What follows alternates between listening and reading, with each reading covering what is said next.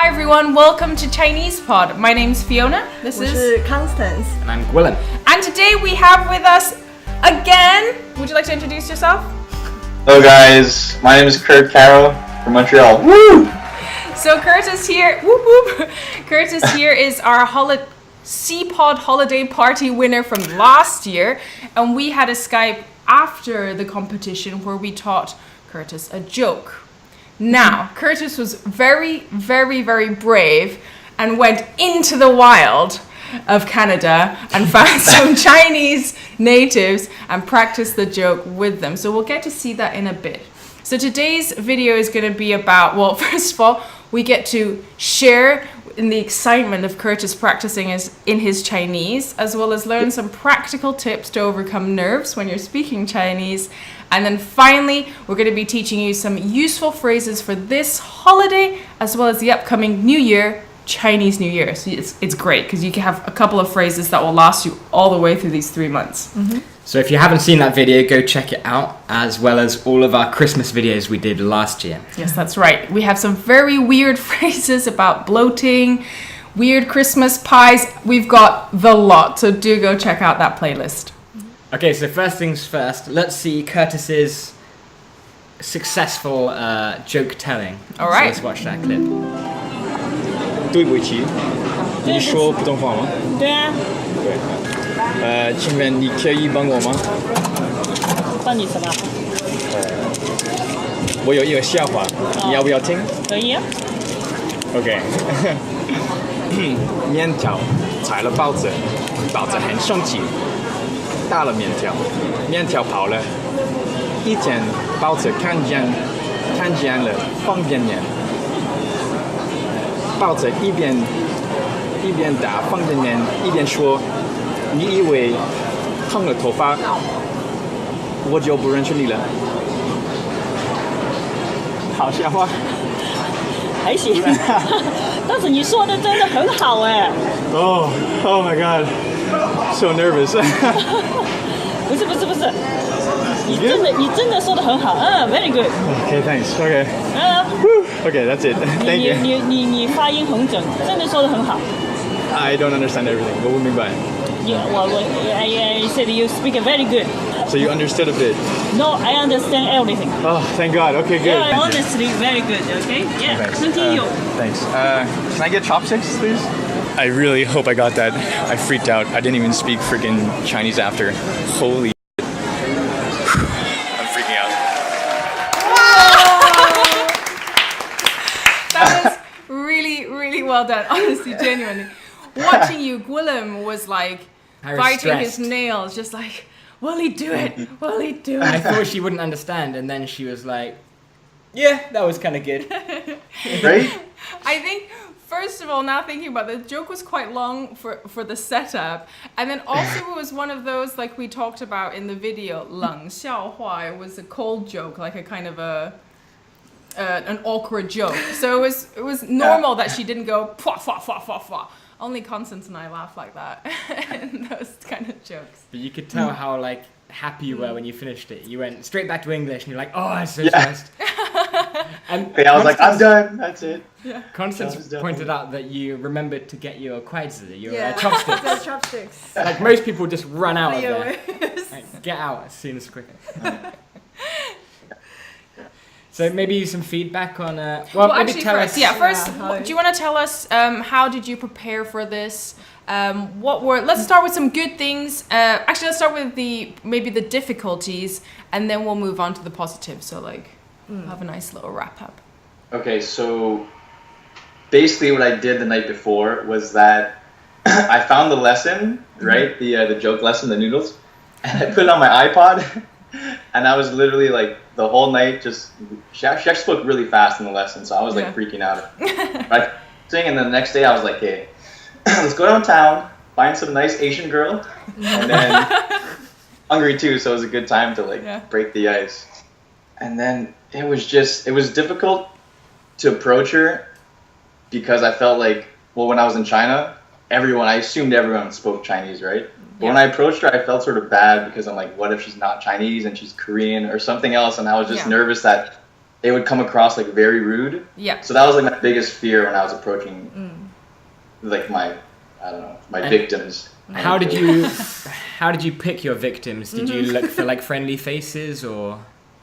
Okay, so I've been to that Tiki Ming a few times, and I've heard to her like a colleague in the back. So I'm like, I'm pretty sure she speaks, some Mandarin. Yeah. So she was okay. That's why I think that was the only success. So that's basically what happened. It took me like a good 45 minutes of sitting there and staring at her from afar. And exactly. I was freaking out for some reason. First of all, guys, the people that are watching this video, there were so many things that Kurtis had to overcome. First of all, there is the simple fact of speaking to a stranger. Then on top of that, you're speaking to a stranger in a second language. A pretty difficult one at that. Then also there's the pressure of recording a video, submitting it to us to be watched by all of you guys right now. So there was a lot going on. So there's no wonder that you were so nervous. And I'm sure these kind of nerves all learners encounter during their kind of learning experience as well.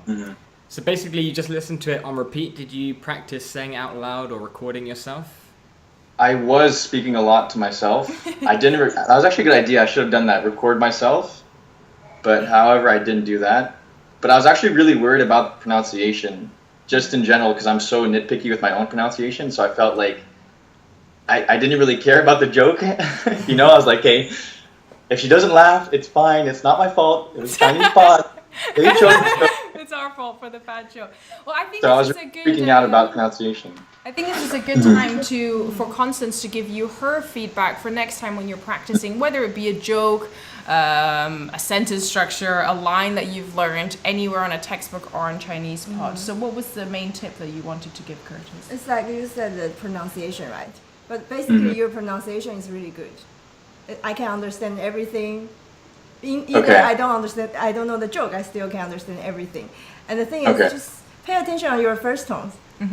Yeah, because when they compare with other tones, students always get first tone like this, a wave, and always go down. I don't know why, but always that go down. I guess, example. like maybe he's trying emphasis on it, or he's nervous, so he's turning his first tones into. Because first tone, you need to be quite relaxed and confident. Yeah, very confident to pronounce the first tone, especially in the first words of the sentence. So this is not just something that I don't even want to say struggled with, because every character was very clear in the video that we just watched. But this is a common problem that a lot of learners have when they're nervous. So because we're so used to let's say if English is your native language, we're so used to going up and down in our sentences to place emphasis. So when we're faced with a flat tone, it's not very natural. So that's something to pay attention to. And what was the second tip? Okay. The second one is that for you. So maybe you want to practice the third tone plus second tone for a bit. For example, trying to find more words with this combination. For example, the third tone and second. 有钱, like 有钱. Okay, because it always sounds like 有钱. It's a common mistake. Like third plus second become like first and third, or first and fourth. Okay. So maybe try to find this. This is the way we help students to practice some certain problem they account to. So this is something that Constance did a lot during her teaching career, still in her teaching career, but helping students improve their pronunciation. And I think I would like to kind of pull those points together and give you kind of a good rule in general. It's important to practice sentences as a whole. When we're drilling you in the classroom, we want you to get every single character right. But in fact, it's very, very important to practice a sentence. You could see, I could hear in your voice, you were thinking, okay, I'm nailing this character, And that's excellent. That's really good effort, because so many students could do with a bit more, paying a bit more attention to their pronunciation. But yours is already very good. So it's about learning the whole sentence and delivering, thinking about what you're saying rather than how you're saying it. I think that's very important when you're out in the wild, right? In the classroom, in an enclosed space, it's good to pay attention to the details. But when you're out and about, try and focus on communicating and thinking about what you're saying. Yeah, for example, you're listening to the Chinese parts sentence, Yeah. the example sentence that we read it, right? And you say it's Yeah. pretty fast. But actually Yeah, it's exactly. good for you. Just follow the sentence flow. Like you don't really pick up each word, but you can pick up the whole waves of the sentence, the melody of the sentences. So it will help you to speak more natural. More like a native speakers, because you will find we don't really pronounce each tones like perfectly, but in the flow it sounds correct. Okay. Yeah, it's relatively correct. Willem just said it's like rapping. But just to give you guys, native speakers of English, an example, like if I said, "What are you doing tonight?" I'm not saying "What are you do?" Not every single syllable is actually said out loud. Yeah, you're saying what are you doing? No, Yeah, I can do that. What are you doing? Are you doing tonight? See, learners tend to separate up the words when native speakers, actually a lot of the words are very, very stuck together. So using that as a reference and moving it back to Chinese, it's very similar. Actually, native speakers are not hitting every single tone, everything's quite stuck together. So yeah, do it with the flow, like you're singing a song, lyrics to a song. Yeah, for example, your first 包子 sounds like 包子, but the second time you said it, because you're already in the joke, so you said 包子. It's perfect. So which means you already get the tones, right? That tone for me, it I guess because I'm also a foreigner, right? So it feels like I'm singing a note. So whenever it's like the first note, it feels like after hit, like and then once it's in the sentence, sort of, then I keep it in the same range as the other tones. It's sort of, if that makes sense, you know. But it's That's exactly like singing a note. Yeah. Right, well, we've seen the successful one. How about we see what most people are going to experience in day-to-day life? Especially if you're not in China and you're trying to locate the Chinese expat community, essentially. Yeah, so the first thing you would say was, do you speak Mandarin Chinese? And they all kind of say yes, but 你说中文吗？普通话。普通话。哦，你说普通话吗？ Because Zhongwen is Cantonese and Any Mandarin. kind of Chinese Yes, dialect. all the dialect. But 普通话 is like a more close to the standard one. Okay, well, let's watch the montage of fails. I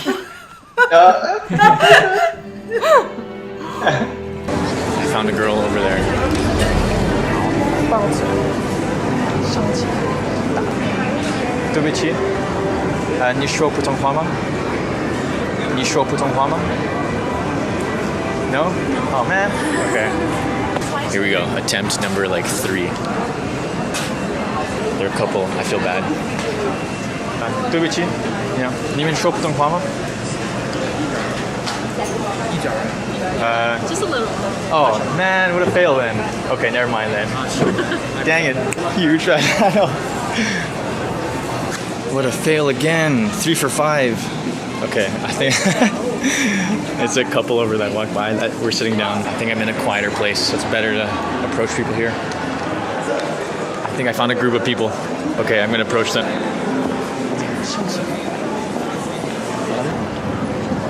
对不起，你说普通话吗？我说的。你可以帮我吗？你要。我有一个笑话，你要不要听？笑话吗？对，面条。面条摘了包子。喂。哦，对，面条摘了包子。包子很香气，打了包面条。打了。Oh no, I forgot it. Okay, never mind. No. Huge fail. I got so nervous. Alright guys, now that we've watched those videos, first of all, I want you to be clapping your hands for Kurtis because it is really difficult. And one thing to note is that Mandarin, 普通话, is only one of many, many dialects that Chinese people speak.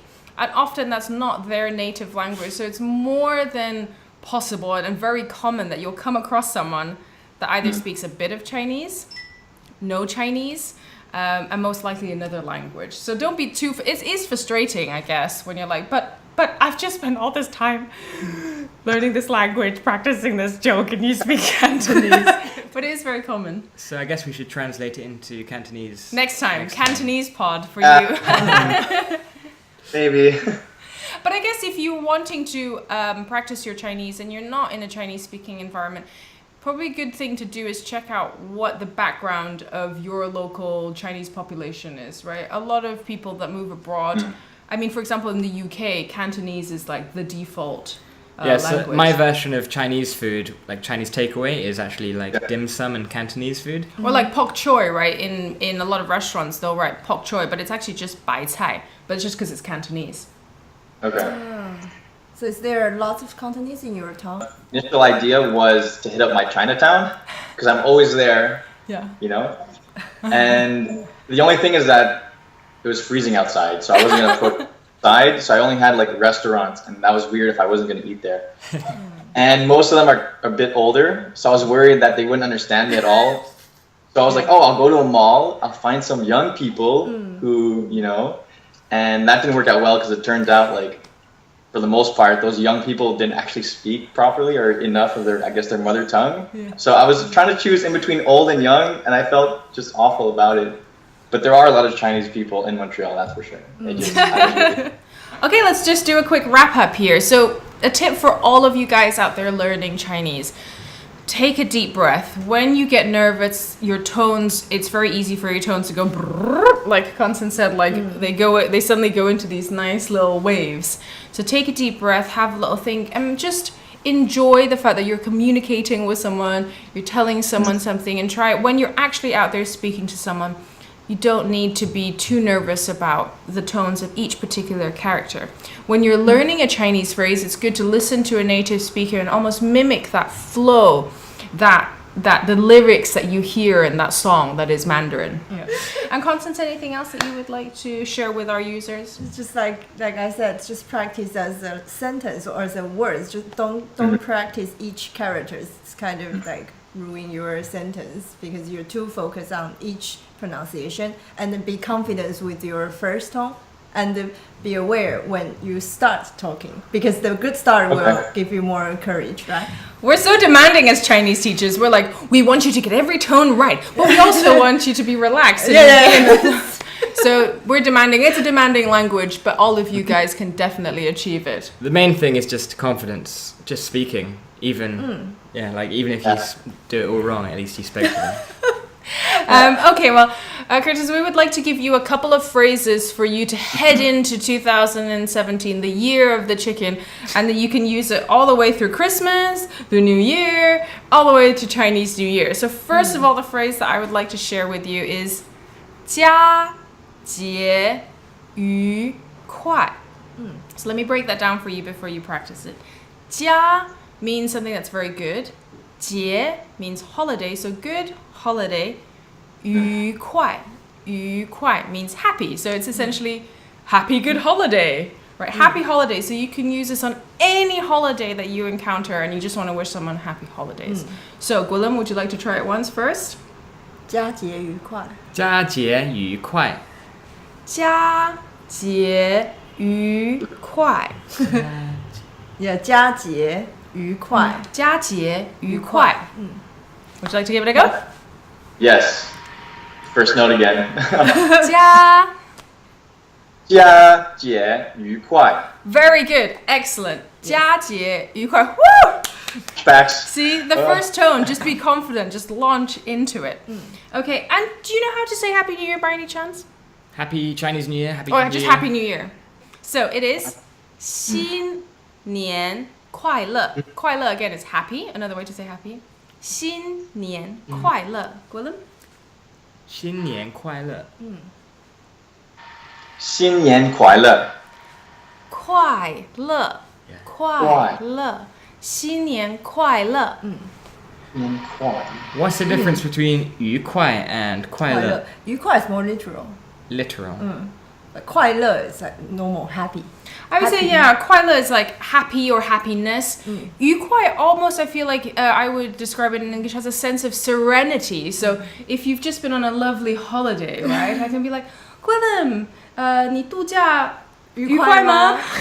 Did you have a good, happy and serene holiday? Because Serene means peaceful. yeah, there's a sense of rest, of enjoyment, of there's that like kind of peaceful nature to the character, to the term 愉快. So you can say, 度假愉快吗? You can be like 愉快. 很愉快. So Right, so it's the year. Currently, it's the year of the horse, right? People can't see me doing my chicken monkey. wings. Monkey. Yeah. Oh, geez. Okay. 2 years ago it was a horse. This year's a monkey. Yes. The year of the chicken. So Is that literally just G? 鸡年. 鸡年. G is chicken. The chicken. Yeah. 鸡年. So this is going to be a bit of a challenging one, but it's going to be very handy up until the new year. So I'm going to teach you, again, it's quite a common phrase that you can use for the new year, the Western New Year and Chinese New Year. So, ready? 吉祥. 吉祥 Very good. Just try and mimic me. 吉祥. 吉祥. 吉祥如意. 如意. 如意. 吉祥如意 Good. 吉祥如意. Very good. And did you notice that one character sounded very much like chicken? Yeah, G, but it's a second tone. Yes. So we love to pick these like happy phrases with the sound of the year that it is. So this is the top phrase for the ear of the chicken. 吉祥如意. And that literally means... Fortune. Good luck. fortune and may everything go your way this year. So like all Chinese sayings. Like all Chinese saying, we always wish you very good luck. May everything go well this year. So this can be used any year, actually, any year. But it just so happens this would be a very good one for the year of the chicken.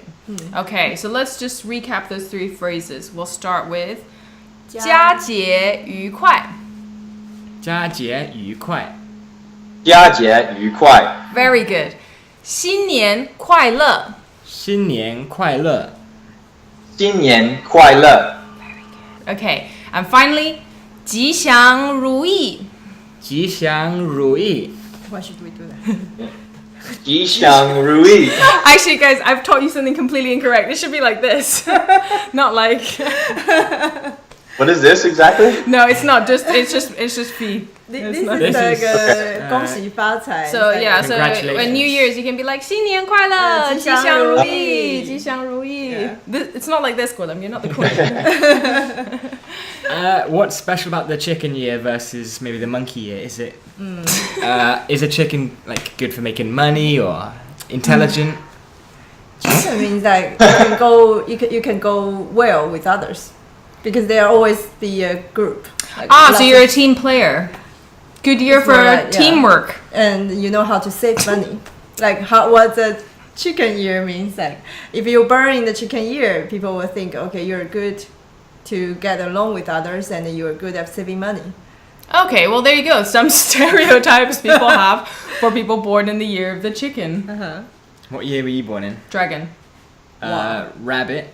Horse. Monkey Oh, you just passed Right. your own year, right? It was a big year. Literally saw a monkey last year. So, here. Okay, well, we hope we've equipped you with some phrases to go into Christmas or the holidays, the New Year, as well as later on in Chinese New Year. But we hope that we can catch up with you before Chinese New Year to really sharpen up those skills and get you really impressing everyone in Chinatown.